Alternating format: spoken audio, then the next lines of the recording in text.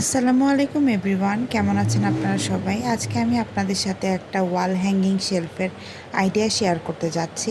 তো সেই জন্য আমি এখানে প্রথমেই একটা র্যাপিং পেপার নিয়ে নিয়েছি। আসলে এগুলো যে গিফট র্যাপ করে সেই র্যাপিং পেপারগুলো, আমি এগুলো মিস্টার ডিআইওয়াই থেকে কিনেছিলাম।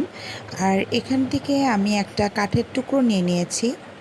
অ্যাকচুয়ালি আমি 2টা কাঠের টুকরো নিয়ে সেটাকে আবার আরেকটা র্যাপিং পেপার দিয়ে মুড়িয়ে আমি এভাবে ওয়ালে ঝুলিয়ে দিয়েছি। আশা করি আপনারা দেখে বুঝতে পারছেন যে আমি কিভাবে দড়ির সাহায্যে এটাকে ঝুলিয়েছি। সো আমি এই শেলফটা মূলত ইউজ করছি আমার মেয়ে ইনসিয়ার বেড টাইম স্টোরি বুকগুলো রাখার জন্য। এটা আসলে ওই আমাকে আইডিয়া দিয়েছিল, মা আমাকে বেডের পাশে একটা শেলফ তৈরি করে দাও, আর সেখানে আমি আমার স্টোরি বুকগুলো রাখবো। ও যখন ঘুমায় বা এমনিতে দুপুর টাইম